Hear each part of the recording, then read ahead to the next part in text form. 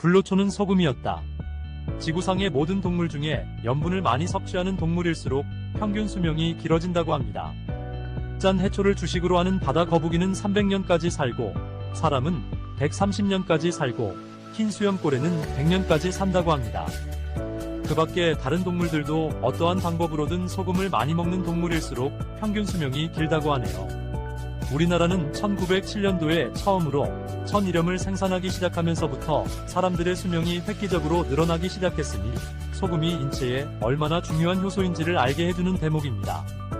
1912년도 통계자료에 의하면 우리나라 사람들의 평균 수명은 28세였고 남한과 북한의 총 인구는 1200만 명이었다고 합니다. 그런데 천일염 생산이 기하급수적으로 늘어나면서부터 사람들의 평균 수명도 기하급수적으로 늘어났다는 사실입니다.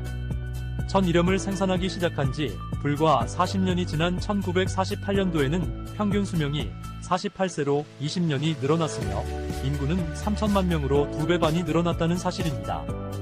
이것은 소금의 혁명입니다. 우리 인간들이 그렇게도 찾아 헤매던 불로초가 바로 소금입니다. 사람도 소금만 잘 먹으면 바다거북이보다 더 오래 살 수 있을 것이라고 생각합니다.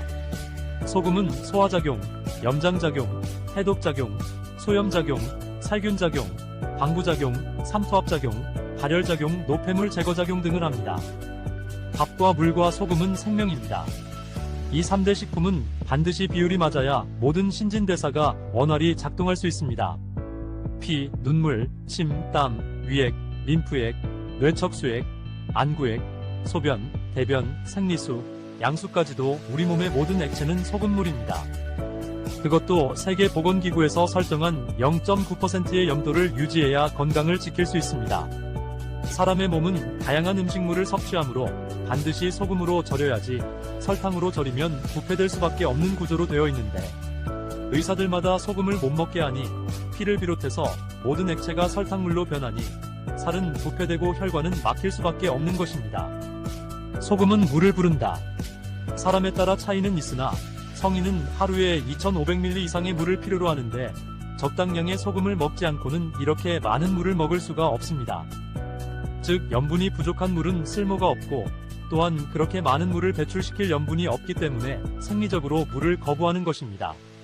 즉 물이 들어올 때는 맹물로 들어왔지만 나갈 때는 소금의 도움이 없이는 단 한 방울도 맹물로는 빠져나갈 수가 없기 때문입니다.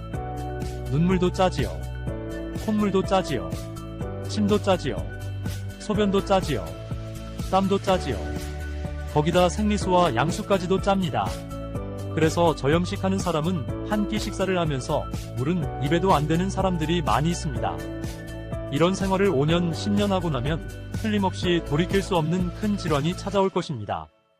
몸은 물과 염분이 부족하면 살기 위해서 중요한 기관부터 염수를 공급하고 생명에 큰 지장이 없는 피부는 염수 공급을 중단하니 머리털은 빠지고 피부는 거칠어지고 온갖 부스럼이 발생하는 것입니다. 그래서 대머리의 근원은 염분 부족이랍니다. 대머리는 보기만 흉할 뿐이지요. 염수가 부족하면 온몸에서 내다버리려고 모아놓은 더러운 하수도 물인 대소변에 염수까지 끌어다 재차 3차 계속 재활용을 하니 그 몸이 무사할 수가 있겠습니까?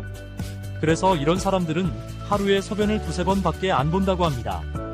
주변 사람들 중에 암이나 당뇨나 혈관질환 같은 중병으로 죽거나 고생하는 사람 치고 고염식하는 사람이 있는지 찾아보십시오. 아마 쉽지 않을 겁니다. 이러한 환자들은 체내 염도가 0.4%가 넘는 사람이 없다고 합니다. 적당한 염분 섭취로 건강하시길 바랍니다. 염분 부족은 만병의 근원이며 좋은 물, 좋은 천일염은 생명입니다.